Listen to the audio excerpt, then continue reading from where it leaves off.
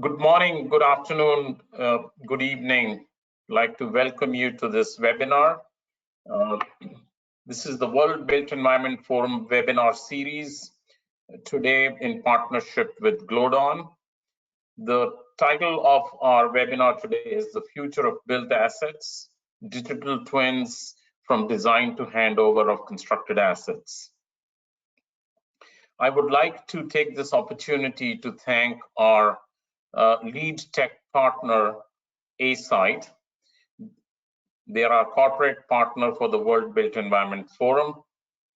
My name is Anil Sahani. I am a staff at RICS, the global program lead for construction, and I'm quite passionate about this topic and looking forward to hearing from our experts. Now I'd like to introduce our panel today. Really a very strong panel, and I'm thankful for them to take the time and join us today. First, we have Sala, who's the Director of Digital Building Lifecycle at Microsoft. She's a thinker, a true global leader in this area of building information modeling and digital twins. She has several roles that she plays in the industry as well. Sala, if you'd like to say hi to our audience. Thank you, Anil. Thank you everyone for joining us today. It is truly an honor to be participating in this panel and discuss the future of the built environment. Thank you. Thanks, Sala. Next on our panel is Claire. Claire is the global digital evangelist from Invicara. I've had several conversations with her, extremely impressive.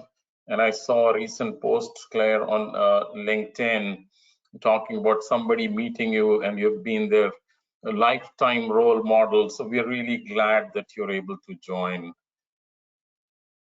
If you want to say hi to our audience. I do. Thank you, Anil, and you're trying to make me blush again. Thank you. But it's a real honor and a pleasure to be on the panel. I'm looking forward to a great discussion. Thank you. Thanks, Claire. Next but not the least, Hugh, who's the CEO of The Link. He's passionate about construction data.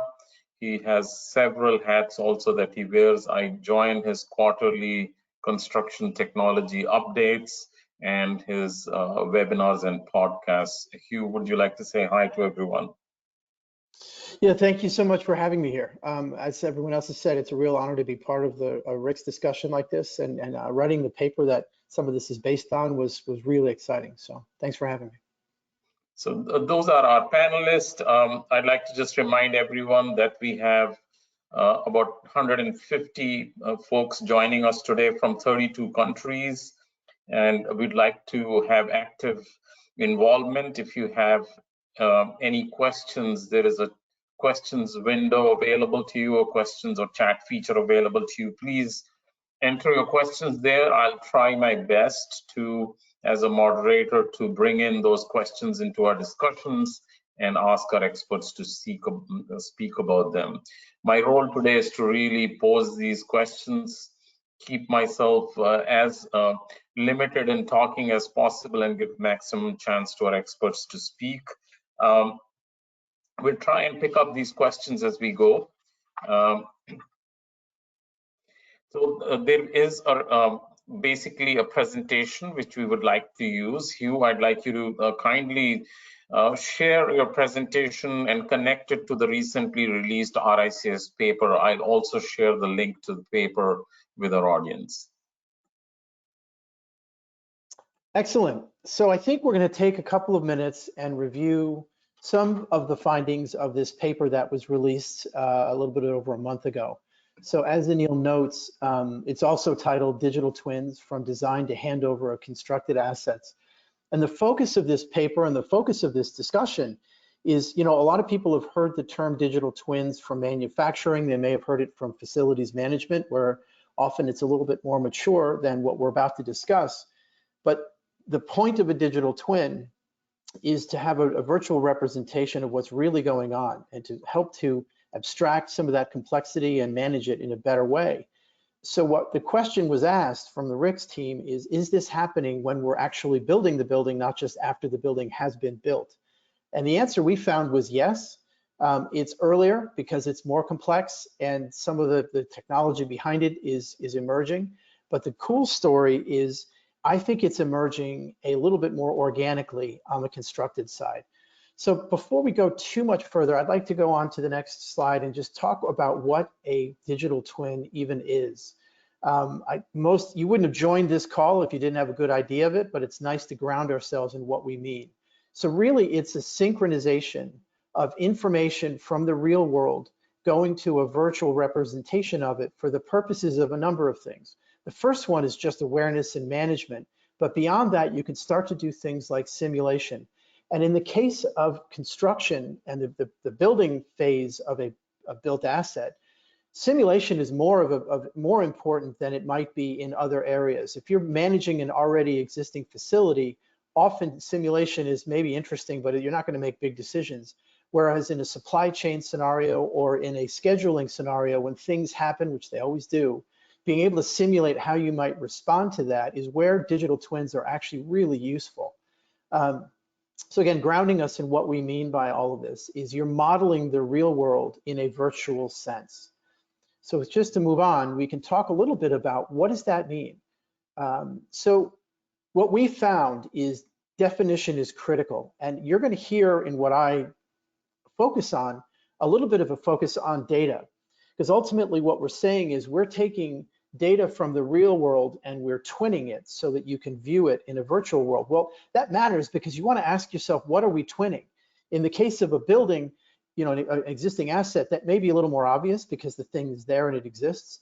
But in the case of an actual process that is ever changing, you have to ask yourself, what are we twinning? Are we twinning things that are ephemeral, that don't happen very often or only happen, you know, intermittently? Or are we picking things like, again, deliveries or supply chain or what's going on like physically on the site? Are we twinning that? And if so, what elements of that do we care about? Because ultimately, most of this information doesn't come for free. Most of it you have to instrument or put a sensor in or somehow figure out how you're going to grab that data. So the first thing you want to think about is what are we doing with this? What are we twinning? And then how are we modeling it? From there, so if you think about what you've twinned, you're going to have some level of a model, usually a visual 3D model. But that doesn't have to be true. Sometimes a dashboard can be your version of a model, depending on what you're trying to achieve. The next thing that comes after that is what I mentioned before, is you're going to have to go gather this data. So the data connections are going to be really critical for a couple of reasons. One of them is just getting the data. The second one, though, is trust gets eroded when people don't have the frequency that you need to make sure that what I'm looking at is within the time frame that I'm making decisions. So more than is true for some other data analytic applications, and ultimately that's a lot of what this is. Understanding the frequency and the quality of the data connections is absolutely critical. Otherwise, you're looking at something that doesn't represent the world that you're trying to twin. And the final piece, which kind of wraps all this together, is what are my outputs? So what is going to help us to make decisions, help us to run those simulations or ask better questions? It isn't obvious that a beautiful 3D simulation is the only way to do that. In fact, often that can be really distracting because there's so much going on, you don't know what you're looking at. So output can be as much a user interface question as it is a ultimate strategy question. I mean, often the value of a digital twin is highly tactical because you've created it in a way that fits workflows and answers questions as they're being asked. So on that subject of quality, if we can move on, we'll talk a little bit about data governance. So this is something that is becoming more and more important to the built environment and construction specifically. We've collectively spent 10 or 15 years onboarding more and more of the software and the systems that make a digital twin possible. Everything from project management software to some really amazing machine vision applications, reality capture, and so on. The problem now becomes we have a lot more data than we have the systems to govern properly. So now you're seeing a push towards empowering IT systems and IT teams towards data governance. So you're making sure that you're getting the right data. And one of the interesting analogies that you hear in data quality is imagine you have a glass of clean water. All it takes is one drop of dirty water to make a dirty glass. That's true with data. If you can't trust a little bit of the data, you can't really trust all of the data. So data governance winds up being your insurance policy that what data is coming from the field and from the process is useful and is trustworthy. Another term we often use is data lineage, is understanding when it was created, what's been done to it, and how it's being delivered. Another point here, and especially this is true with an evolving process like construction, is the right timeframes. So am I looking at a time frame that is long enough or short enough for the question I'm trying to answer? The right formats and frequencies. So that's kind of an output of frames is it coming the way I need it to be, and is it happening often enough to match the sorts of decisions that I'm making, or the sorts of, it isn't always a decision. Sometimes it's just part of management to be able to look at everything and make sure things are okay. You know, an easy analogy there is the superintendent that walks the site at 6 a.m. every morning. There may not be decisions necessarily so much as, okay, I know everything's under control and we can move forward. The last piece I'd say there is I mentioned before, data lineage. So understanding where data comes from, what's been done to it, and so on is critical. So if we can move on. So moving to the next slide, sorry. As you might expect, digital twins are used less in the build phase than in the operating phase. So I purposely grabbed these from the paper. I absolutely encourage you to go download it and have a look at a deeper dive into why this is true. But essentially, you know, there's two reasons why I think digital twins are less used in the design and construction phase. The first one is it's inherently more complex. It is a moving process that has elements that come in and out of the picture, depending on what phase of build you're doing. But the other one is it just got to buildings earlier, because all of this often comes from manufacturing, which again is about built assets as opposed to the building of an asset. So moving on. A great question that gets asked is, what are blockers? Cost, I mean, look, anything you're asking someone to adopt, cost is going to be among the first things they talk about. An interesting point also, though, is on the client side is their demand or financial support. Some of this is about which client you're talking about. Sala is a great example of a client company that is quite sophisticated when it comes to things like this. Others are less so. So that's going to wind up being an interesting, point is some of your customers are going to find that this is valuable because they can see the asset being built, and others less so. Lack of standards is an interesting one. Within countries, I think that's less of an issue. There are standards there, they just are being applied to digital twins as opposed to being already fully applied. A question that came up is, how is this different from BIM? And I want to make sure I answer a couple of things. First thing is, BIM is often a component of a digital twin, but it is not inherently about data flows. And the point of a digital twin is you're modeling excuse me, an underlying reality that changes. So it's about data flows, which is why I focused on that so much, rather than static data about what you're going to build. The question also was about sophistication, and another question was about sophistication of current digital twins. And I would say an important thing to take away is that there do exist examples of end-to-end digital twins of a building process, but typically they're a little more focused on parts of the building process, whether that be a phase or a set of trades, where things can be incredibly sophisticated. But as an entire entity, we're still knitting it together. This is where the standards question comes from also. The final piece I would point out is a lot of this speaks to getting at it early and trying to build your digital twin as a natural flow from the BIM designs that usually are part of the initial part of a build and then get added onto. Integrating that with design coordination and so on is a process that is being worked out now, and some companies are way ahead of others in that. I think it's a super exciting set of developments. If we can move on, I'm towards the end now. Great. So what we know we're seeing is increasing adoption. This is about controlling risk. There are all sorts of interesting things happening on the on the simulation side, where AI systems are looking at simulating the build. The cost of doing this is going down, but the understanding and expectation, that's part of why we're here today, are also driving up the demand and interest in it.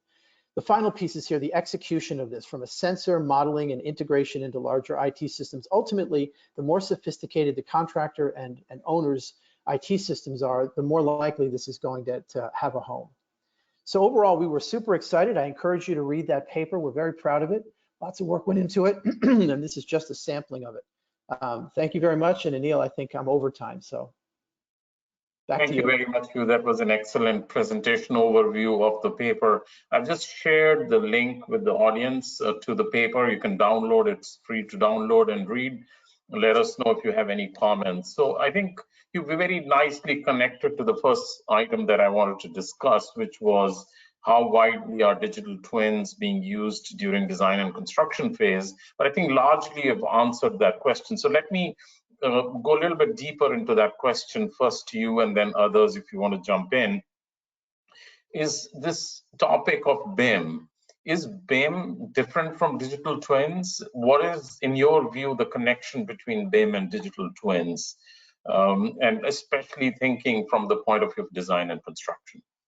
You know, in questions like this, people often go back to the why. Why are you doing this? What is it even? What questions are you answering? What use cases are you addressing? And that speaks to this. So BIM is created as a design tool. It has been used by companies like BIM Object as a kind of prototypical or early, rather, is a better way, modeling tool in terms of simulations. But ultimately, the point of a digital twin is operating. It isn't about necessarily design and static information that here's what we're going to make. It's understanding what's happening so that you can A, be aware of it, B, make better decisions, and C, make better allocations. So the big difference is static, well, and one way of looking at it is static versus ongoing flows of data. So that's why I focused on data governance and data quality, because it means nothing if you're getting bad data in. You're not getting a good picture of the ongoing process. Thank you. Maybe I'll bring Claire and Sala, and if both of you can also talk about why in your mind developing digital or thinking about digital twins early in the design is important, and how do you then differentiate with BIM? Claire?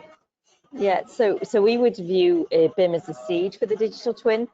So, you know, and using standards like 19650, it gives that kind of governance to the methodology to getting the data, the model data and the non-model data, and then the classification and the employer's information requirements, or the exchange information requirements and the asset information requirements. And that kind of standardized process helps people to understand what data they need during that design and construction phase that's going to help in the operations phase, as Hugh rightly says. You've got to have the data early on, a good quality data that's classified, have your ontologies, and then you're able to use that in the operations phase much more readily, rather than retrospectively trying to go back and knit everything together after the fact. It just makes it much more painful and difficult to do it that way. Excellent. Sala?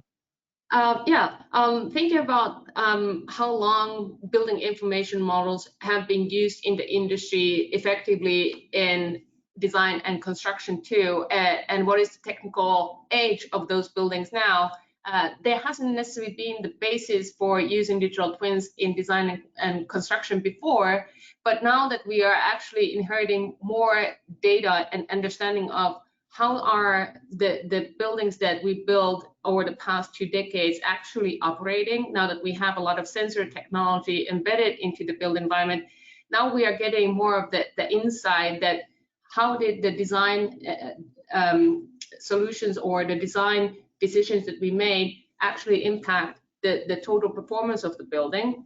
And once we have that clarity and the good quality data that Hugh was talking about, then we can start steering the design phase and the construction phase, because it's a very dynamic environment overall. Things are changing constantly, and like Hugh said, that if building information models are creating that static perfection of the built environment of the building, digital twins will actually tell us that how is that perfection actually functioning and operating, and how that should translate into the use of digital twins in the early stages of the digital building lifecycle. Is to have people to comprehend and understand that the decisions that we make in the early phases of the digital building lifecycle, they are going to be either an issue or a problem later on if that decision was not backed up with data. And Anil, if I can interject something, I want to draw attention to something Claire mentioned. This idea of establishing your ontologies and definitions early. one of the things that you really deal with later in a project is an absolute Tower of Babel about what means what and so on. And I think there's a real opportunity in the beginning that doesn't often enough get dealt with. And I think digital twins will give people a reason to do this, is define terms early and really think about what we mean when we talk about different items and elements and so on. Trying to get all your subcontractors to use the same words is another thing, but at least you've got a starting point. And I think that's really critical. If that's the only thing you do, that's already a big step forward. Yeah, I think to back that up, Hugh, I think if you could get that language correct and read those ontologies correct early on, it prevents third parties coming in and just making up their own naming conventions and you know, deploying a BMS based on their own language. It just gets rid of all of that really early on and makes it all that data much more usable down the line. And Claire, we are very good at doing that. We just we start fresh every time rather than building on something. So I think digital twins, BIM, provide us with this opportunity to think about data, think about standardization. So I think this is an excellent start to our conversation. So I'm going to move on to our second question and hopefully have a similar level of discussion here. This one is for you, Claire. What are the foundations of a good digital twin strategy for companies operating? And again, we try and keep bringing focus back to design and construction phase.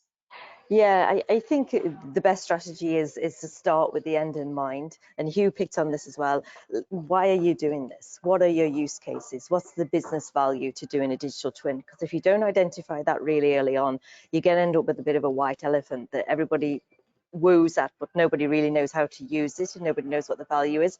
So once you start with the end in mind and don't try and boil the ocean, you can then work back to, as I said, those exchange information requirements, those asset information requirements, organization information requirements, and then understand what data and information you actually need to bring forward through the process. And then that forms your ontologies, etc., and knowledge graphs. To enable you to do analytics down the line. So once you have that, you know, a really good strategy is to think about those things. And as I said, you know, ISO 19650 enables you to do that. So, you know, some of the standardization, some of the standards are there to help people, and that's part of BIM, and that's why we like to say that BIM is a seed. It doesn't have to be, but it can be. It's a good seed. So, you know, bringing the right people into the room. So design and construction, getting it to the people who are going to use the data, use the twin down the line, involving those people really early on, all of those stakeholders, getting the right people in the room to have those conversations. I actually feel like I'm on a BIM call because we used to say this about BIM as well back in the day, but that kind of thing is the same, like the end user to have that information. And also for the very first use case that we see time and time again is what we term an asset twin.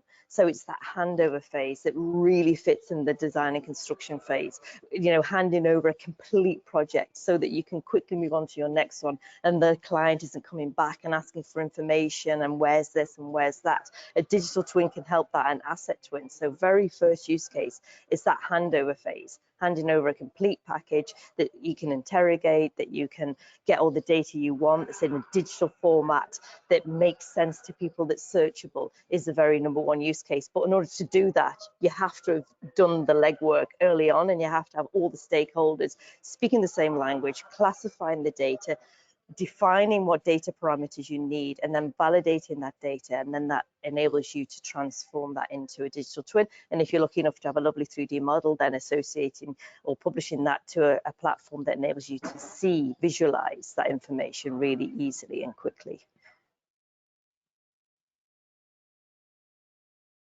We lost your sound, Anu. Yeah, that was because I was on mute. Sorry. So Claire, reading between the lines, what I'm hearing is that we should try and avoid the same mistakes we made on the BIM journey and learn from them, and perhaps do a better job implementing digital twins. Salah, from your point of view, both as a technology provider with the Azure IoT and as a real estate occupier owner, what's your view on this issue of building digital twins as early in the life cycle as possible? And what are the strategies to do that? Yeah, I'm going to lean in a lot with what Clara said and start off from defining the terminologies and the standards that are the foundational capability for everyone. For the lack of better analogies, like electric sockets that every region and country has their own, and then you need to have different hardware to make your own equipment fit. Same thing applies to digital twins, that if we have foundational standards so that everyone is on the same interoperable platform so that we can get data flowing from software to software, but also already thinking about transoperability of data as the industry is starting to tickle more towards the industry 4.0 and 5.0, where people are not going to be only working with people, but we are going to be working more with robotics and drones and different types of machines. So it's that data interoperability, transoperability, and the terminology that people would be using to communicate very much foundational capabilities. And then when thinking about what Claire was talking about the collaboration and how people actually accumulate the reliable data for handover processes and as components of digital twins, more participation from the different stakeholders is much needed. In the past, thinking about how BIM was adopted, it was probably pinned on an individual that was then named the BIM manager or VDC manager, and then everyone thought that, oh, it's that person that is the expert on things. They will need to take care of everything, manage everything, and it probably became an overwhelming burden for one person to manage everything, where BIM and digital twins are the new platform economy for collaboration. And hence, if there are components that are missing, we should be able to add them on based on what kind of digital twin experience the different stakeholders need at what point in time. So it doesn't have to be something that is defined very statically early on and then said that this is what you're going to get. And people say that this is very wonderful, but it doesn't fit me. So having that conversation of what are the milestones of reliable data delivery so that the individuals that are accountable or responsible for creating the data then communicate with the people that are going to be consuming the data and having that dialogue so that we avoid creating digital waste during the design and digital construction phases and making it very difficult for the operational phase people to go through. Like you said, that there is only one drop of dirty water that will contaminate everything. So that's like being empathetic and compassionate about how will other people work based on the data that we are creating, and how do we plan to deliver it into a kind of a single platform or that single source of truth, so that it's a one-stop shop for multitudes of different people, but then giving that flexibility that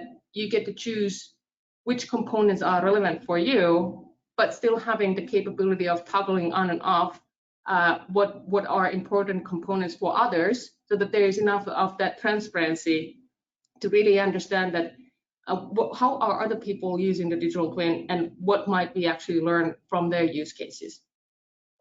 Excellent, thank you, Hugh.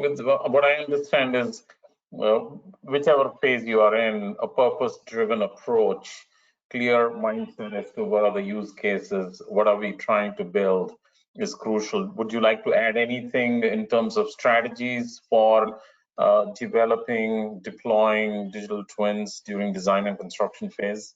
Yeah, I'd build on everything that's gone before and add to it that data collection is the thing that is uniquely different about a digital twin from BIM, is that you have to find ways, especially during construction where it's moving and things are changing, and you put a sensor somewhere and suddenly it's got concrete all over it.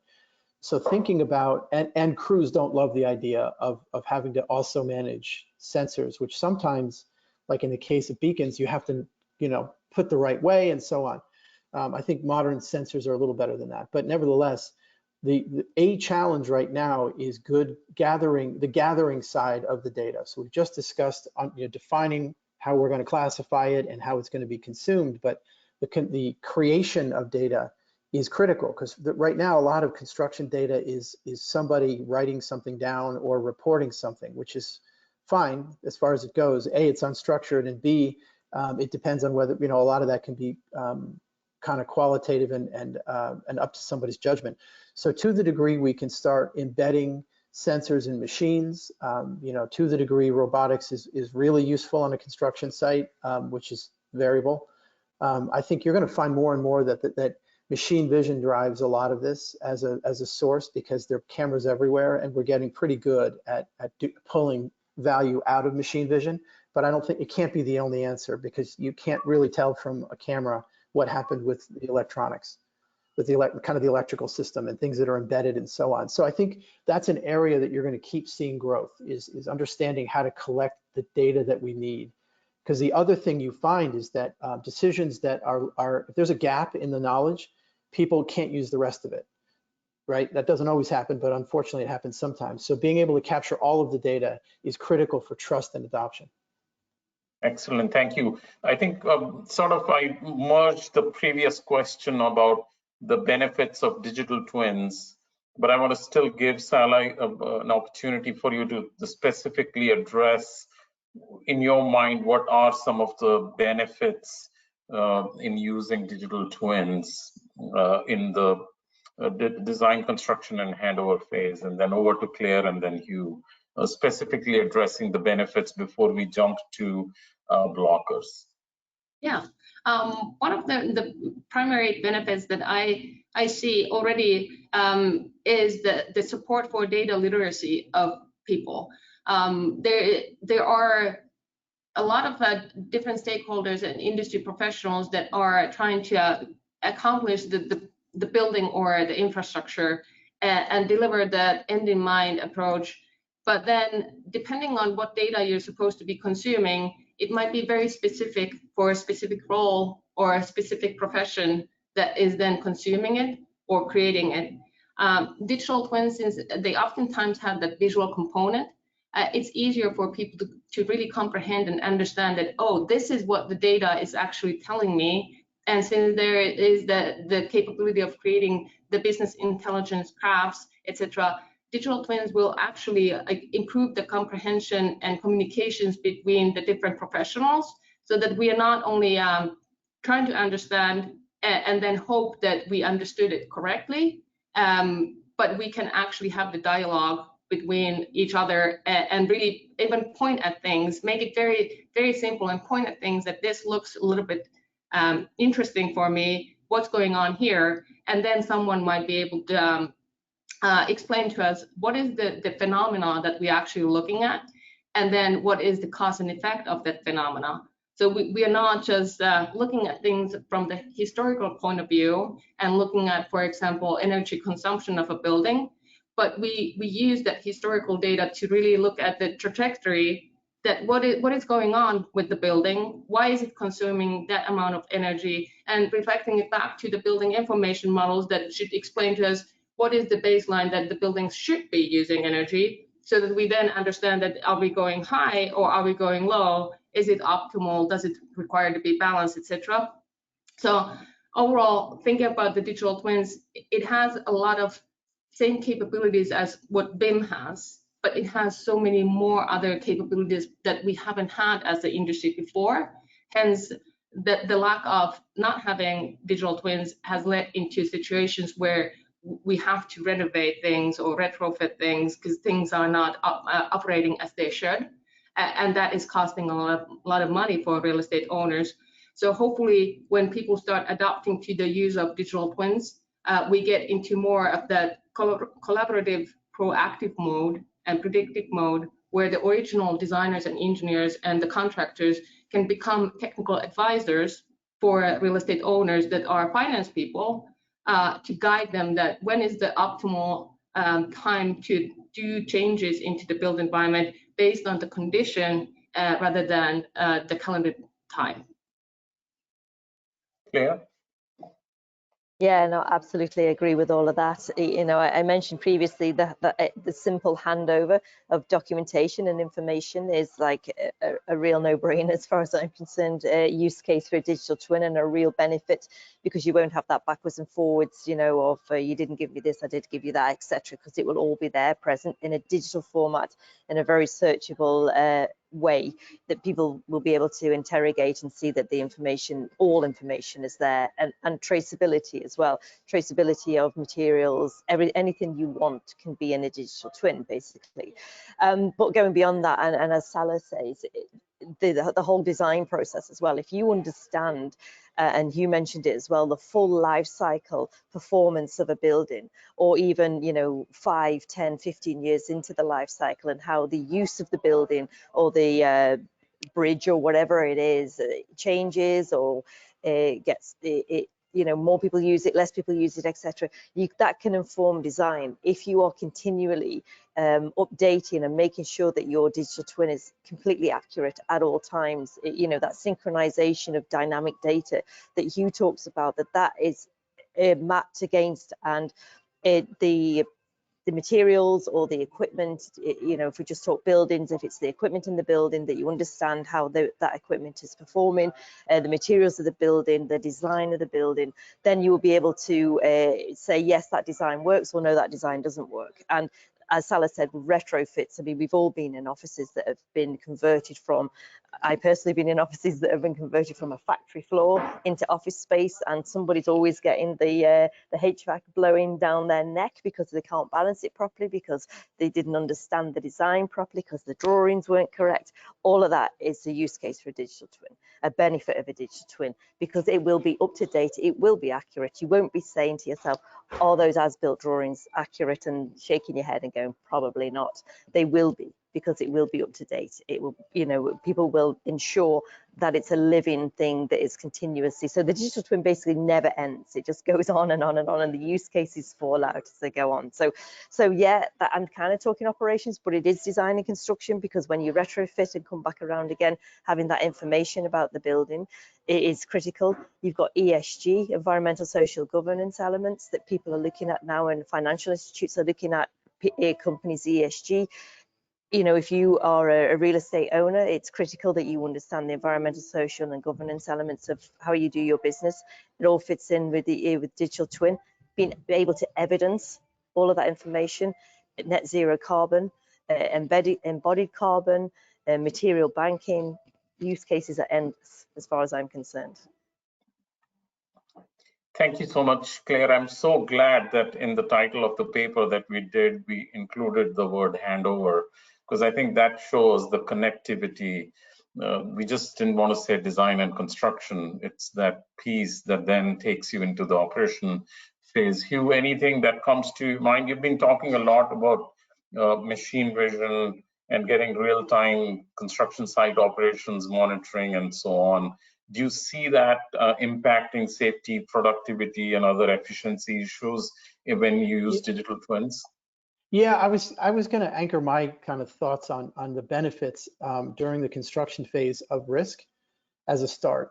You know, we've found that the introduction of project management suites that are end-to-end have really improved your understanding of the project as it's going on, have allowed a management of complexity that was, people were barely hanging on, and they still kind of are, but at least now they have better tools. This is another level of that, where the visibility that it gives you, whether it's via machine vision or whether it's because you've got good reports coming in or other sensors or so on, allows for an understanding of risk. So an example of the point you just made, a number of companies have created slivers of what could go into a digital twin, focused on safety. And so they're using machine vision. In the case of COVID, they could see whether people had masks on or whether they were too close to each other. Or the same technology works for PPE. Are people using the PPE the way they're supposed to? It gets to a place where it's sophisticated enough where it can see whether people are acting, you know, in an unsafe manner. That's a bit of a sliver of a broader point where you can start to now understand where things are. So another, you know, thing that is in the construction process that drives people nuts is how much gets lost because you're moving bricks, for example, in up to 7 different locations during the build. well, it isn't centrally known. I mean, it might be, but often it's not, where the PM may or may not know that level of detail because it's one of 1,000 levels of detail like that. Because there's also doors. I mean, another thing that comes up is how often they lose doors that are perfectly fit. So I always find that one funny. So I think risk is one of the benefits immediately. This is another way of continuing to reduce all sorts of risk. Making better decisions is another one. So, you know, if you know the current state of what's going on, you deploy resources better. You can hopefully have less trade stacking, which is a big issue where you've got, you know, you've let everything slide a little bit. Now I've got 5 trades working together, which is absolutely going to increase everything bad, from safety to rework to, you know, to other forms of risk. So I think that ultimately what the point of a digital twin is either really understanding at a greater level of detail what's going on right now. And then, as I've said earlier, also saying, well, what if the next 2 weeks we ran this way versus that way? It gives you the level of veracity, or anyway, of detail that might allow you to do a simulation that could show you what might happen. Ultimately, you're still relying on humans to make good decisions, of course. This is augmenting the ability of experienced professionals to make better decisions. So it comes down, in my view, the reason to invest in this is a way better management of risk, especially when you have other reasons to have extra complexity, either because of the way the building's being built, where it's being built, when it's being built, so on and so forth. Thank you. And by the way, there is a case study related to this very issue in our paper that you'll find quite useful. So as we move to the next question that talks about the drivers and barriers to adoption of digital twins in the design and construction phase, I just want to comment on the questions that are coming in. One comment, I guess, is where do we download the paper? I've already shared via the chat a link to our paper, but we will also be sending to all folks who have registered a follow-up email with the link to the recording as well as the download for the paper. I find one question quite interesting. I don't know who could address this. The question goes, how does digital twin technology deal with component obsolescence, product upgrades, and lifecycle management for clients occupiers? Anyone who would like to volunteer to answer that? That's a pretty interesting question. Claire, any thoughts on how, in an asset that's operating, how do you keep this issue of updating, upgrading information about products and component obsolescence, so really replacing something? Yeah. So I mean, if you're talking at an equipment level, we would integrate with a CMMS or an enterprise asset management solution that deals with all of that. You know, understanding what equipment you have, understanding the inventory, what you have, component parts. And it's like no one vendor can give you a digital twin end to end. It's got to be an ecosystem of vendors and partners to enable it to happen, because it's such a big thing. So it's allowing integrations into third-party solutions, allowing third parties to access it. Sorry about the background noise. Allowing third parties to access the information as and when required, and ensuring that it's kept up to date at all times. So making it part of somebody's job to do that, and the responsibility to people to do that, to make sure that the twin is up to date at all times.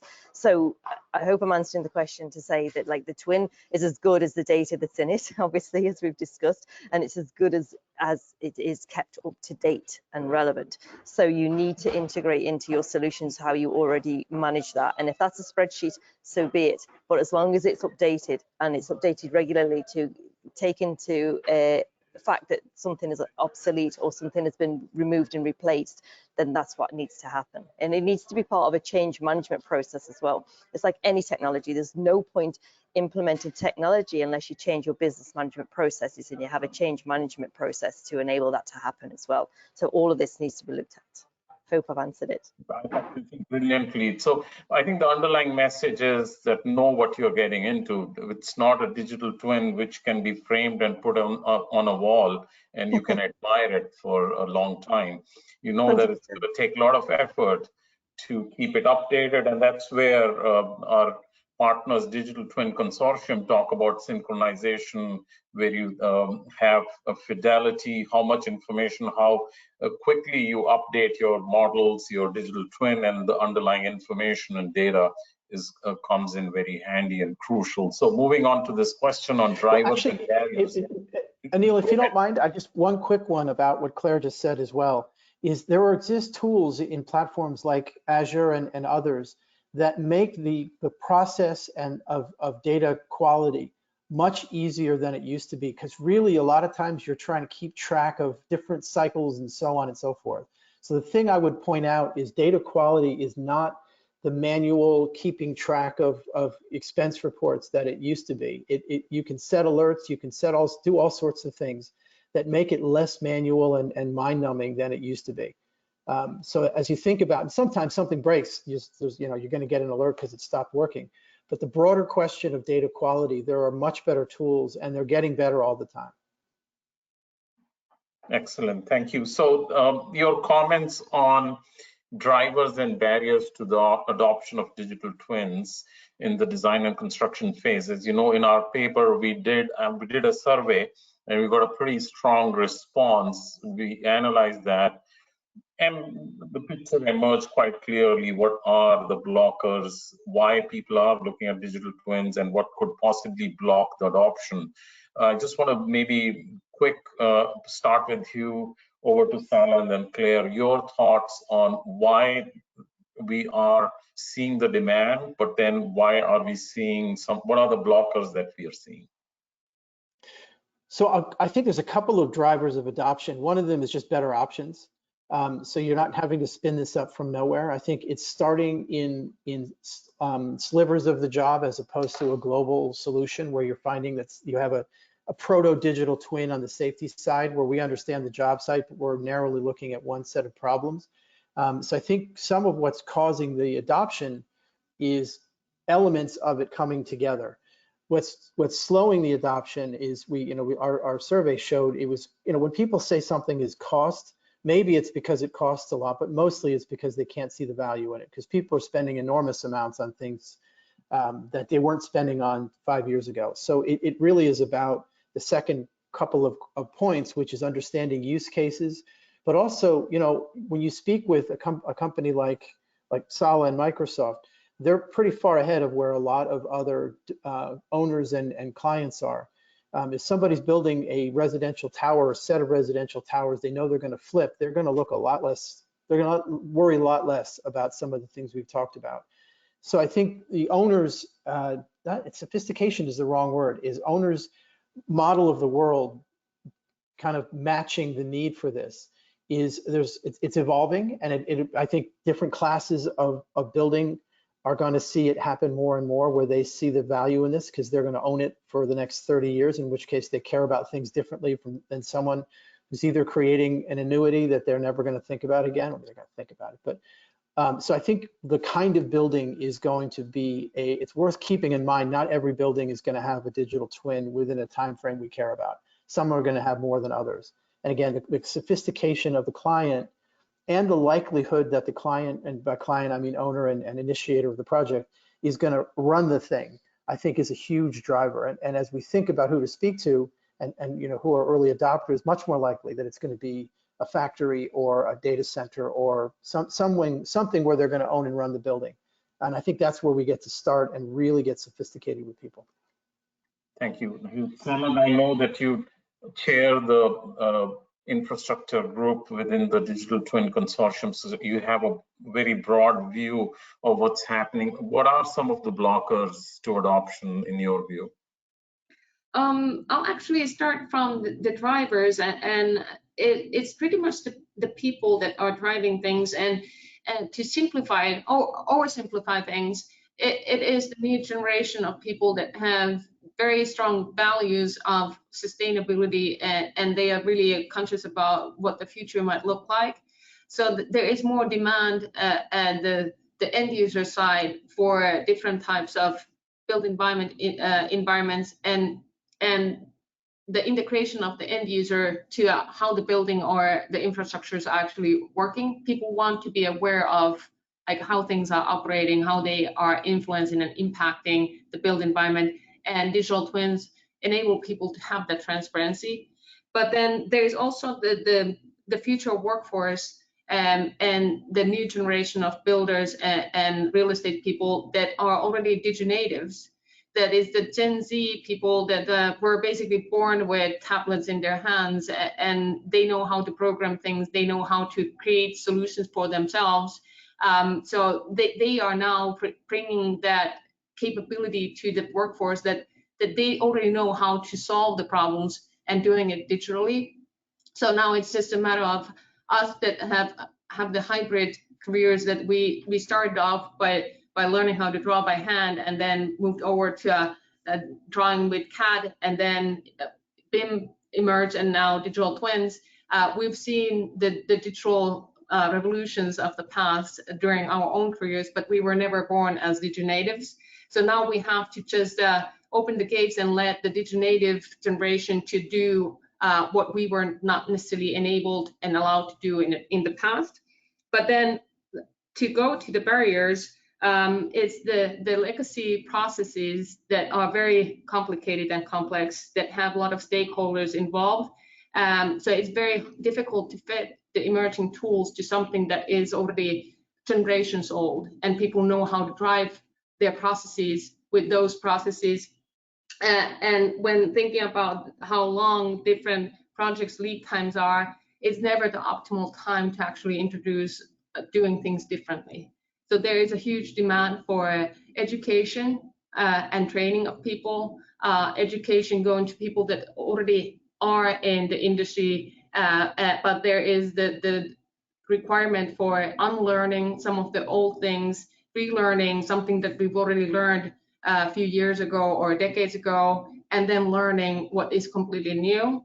And then the training will happen in the institutions and schools and colleges where the next generation of people are now learning how to do things differently. So that's the combination that I see as both the drivers and the barriers, but it's very focused on people. Excellent, thank you, Claire. Anything? I know this much has been said, but in your view, what are some of the drivers, barriers? Yeah, so the drivers that we see are regulatory compliance. So, you know, net zero carbon, particularly over here in Europe as well, a lot of drivers around that. Wellness, as Salah actually says, putting the people there first as well. There's a lot of focus on people, and there's lots of studies coming out now, and research is saying that, you know, in the office environment, it's very hard now to lease an office that isn't got the user in mind, you know, so it's not thinking about indoor environmental quality and things like that. So digital twins can help there with that, most definitely. ESG, as I mentioned previously, is a big driver that we see as well. So, you know, trying to do the right thing and putting people in the center, as Salah says, is some of the drivers.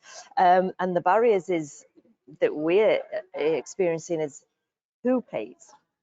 It's like, so, you know, the client wants it, but they want the contractor to pay, and the contractor is going, well, why should I pay? Because it's going to eat into my margins unless you give me more money. So it's a vicious circle around who pays, and that's what we're seeing is a big driver, and also not defining the end in mind. Like, what is the use case? You know, why am I doing this? Which, you know, should be born out of those drivers, as I said, you know, to understand why you want to do it in the first place. So that's what we're seeing.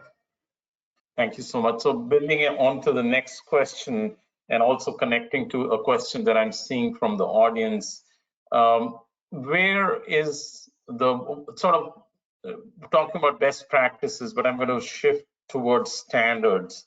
In my mind, we have many standards. I think there's probably a need to map these standards. How do you see, what is the role of standards? Are there standards available at the component level, at the system level, at the asset level, or the network level? Because very soon you're going to have twins and twins connecting to each other. Do we have interoperability standards and so on? Claire, I'd like to start with you. Yeah, absolutely. You're correct. And I think there's always a place for standards, and particularly when you're talking about data, 100%, because the sooner we standardize it, the better. You know, I spoke about 19650, which is a great start. It enables people to do all of that upfront work to get it all standardized. And then once you're talking about ontologies, you've got the real estate core ontology. You've got brick and haystack for down at the IoT level. Google are coming out with something as well, Google Smart Building, that people can build on, and I think that was born out of brick and they built on top of that. So there's all of these standards there, but I think absolutely correct. You've got to get the standardization right, but there is stuff out there, and back one horse and stick with it really all the way through, I think. So over to you, Salah. You introduced me to a course which I took that talks about a digital twin definition language. So there's another best practice out there. What do you think is the importance of these established best practices and standards? I think that they are super important, but then the question is that how people actually start applying it into their own organizations. Because if we have like 19650 as an ISO standard, that is a global standard, then people use that as a foundation to create their own organizational standards. And that's where things maybe got off rail from other organizations. And it's always a big lift to align how the same foundational standard is applied for an architecture company versus an engineering company or a real estate company. So overall, I've been thinking that maybe there is a need for the industry to come together, maybe at the Digital Twin Consortium, to really look critically at what are the most generic processes and practices of passing critical information from face to face and simplifying it. Because I think that now there is still a little bit of overcomplication due to the legacy processes. And now that there is a lot of emerging technology that is capable of delivering more outputs and more outcomes than the old versions or the old tools, we could start looking into how might we actually simplify the practices and arrive somewhere that is more collaborative, so that it's not always a huge integration and alignment exercise, but there are very well established and very well developed practices and very sophisticated organizations, but then there are others too. And how do we enable and empower everyone to be a participant and have the full benefit of using digital twins? That's the big question. Thank you. So I think I do have a couple more questions, but I'm going to do this, try and request you to now, each one of you give your closing statement, connecting perhaps to advancements that you're seeing, such as AI, ML, data fusion, IoT. So those advancements and real examples, a closing statement sort of that ties these two aspects together. I'll start with you, then over to Claire, and then Salah. So I would close by saying there's a lot of promise, and I think the methods that companies and contractors are evolving about how to connect data and manage it well is emerging. There's practically, it's great to talk about standards and talk about a higher level vision, but ultimately, right now we're still struggling to connect our project management to our financials. I mean, the industry still is figuring out how to connect things. So I think for companies that are looking at this, the first thing to know is that there are other processes about data organization that don't need to have those standards fully in place yet. You don't have to wait 5 or 10 years for the world to come together on standards to get started, although it would be wonderful if you could.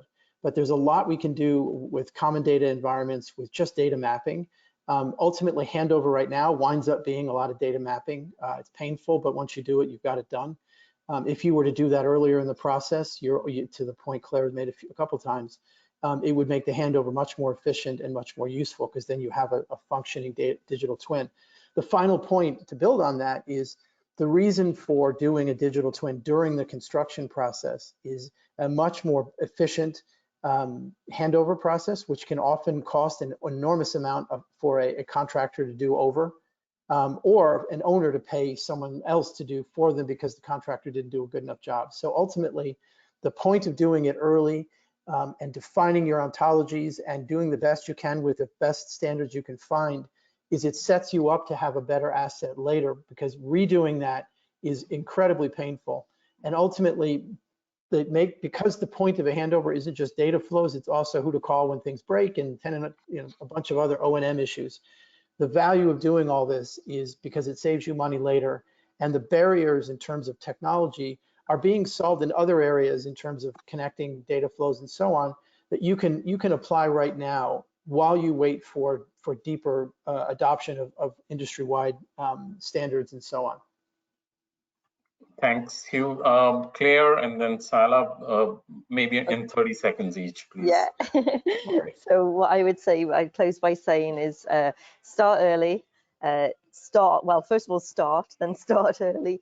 Choose a platform and not a product, a digital twin platform and not a product. Make sure that your data is good quality data, that it's classified, that you have a good ontology, and then in the future you can do all manner of things, including AI, machine learning, and you can get to an autonomous building that's looking after itself. Thank you. Thank you.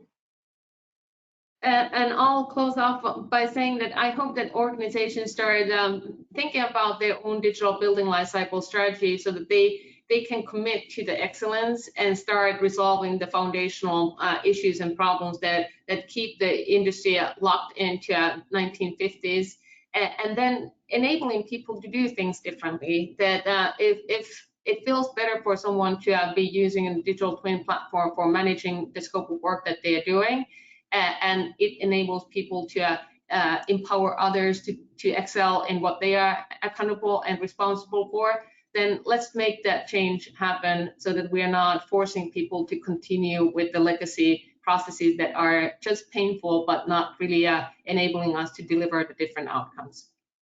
Thank you very much. The lesson for me today is digital twins is all about data, data, and data. Thank you very much, Hugh. Thank you, Claire. Thank you, Salah, for sharing your expertise and time with us. I'd like to thank Glodon for partnering with us on this webinar, and also A-Site for being our tech lead partner. A reminder that we'll publish a recording and written summary of this webinar online, and do feel free to share those with other folks in your networks. Please take a few moments to let us know what you think about today's session by completing the online poll, which will appear as soon as the webinar is over. You can book on to future webinars as well as view previous recordings by going to our website, rics.org/WBEF webinars. You can also follow us on Twitter, Instagram, and LinkedIn, so that you stay updated with what's happening at RICS and WBF. You can also download our app, the WBF app, from the App Store or Google's Play, where you can also get updated information. Thank you very much for joining. Until next time, goodbye.